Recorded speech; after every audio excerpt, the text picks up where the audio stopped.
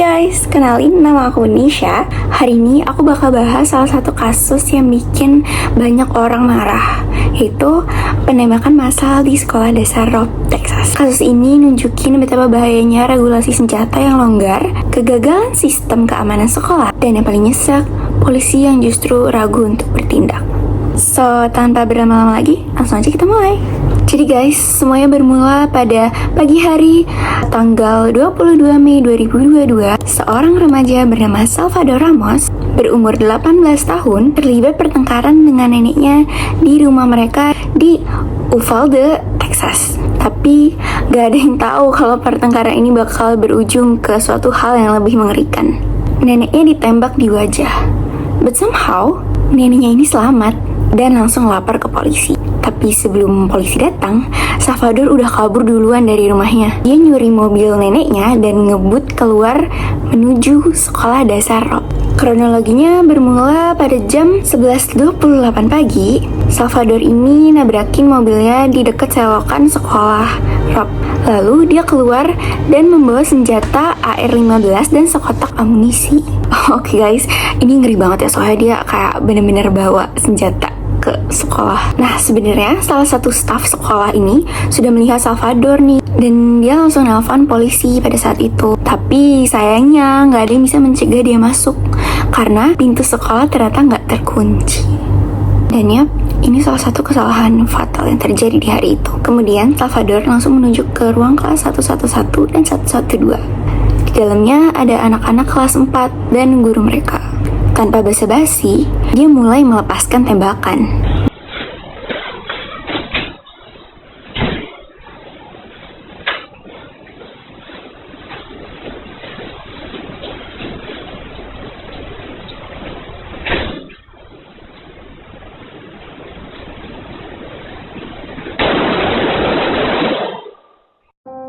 Beberapa anak mencoba buat bersembunyi di meja, dan beberapa lagi mencoba untuk berlari. Naasnya 19 siswa dan 2 guru tewas pada kejadian ini. Beberapa anak yang selamat harus berpura-pura mati supaya nggak jadi target berikutnya. Dan guys, yang bikin semua orang makin marah, polisi itu sebenarnya tiba cuma 5 menit setelah penembakan dimulai. Kedengeran bagus kan? Harusnya mereka itu bisa cepat menangani situasi ini.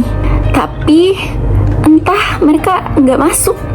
Mereka malah stay di luar selama lebih dari 75 menit. Padahal suara tembakan itu masih terdengar. Sementara di dalam, anak-anak yang terluka masih berusaha untuk bertahan hidup. Bayangin guys, seandainya polisi bisa bertindak lebih cepat, mungkin bakal lebih banyak anak yang selamat dari kejadian ini. Akhirnya, setelah lebih dari 1 jam, tim SWAT masuk ke dalam ruangan dan langsung menembak mati Salvador Ramos. Tapi ya, pada saat itu semuanya sudah terlambat. Korban yang harusnya bisa diselamatkan malah kehilangan nyawa mereka. Dan setelah kejadian ini, Amerika mulai ramai perdebatan soal penggunaan senjata api. Kenapa coba anak umur 18 tahun bisa beli senjata AR-15 dengan mudah? Apa sih upaya penyelesaian yang dilakukan?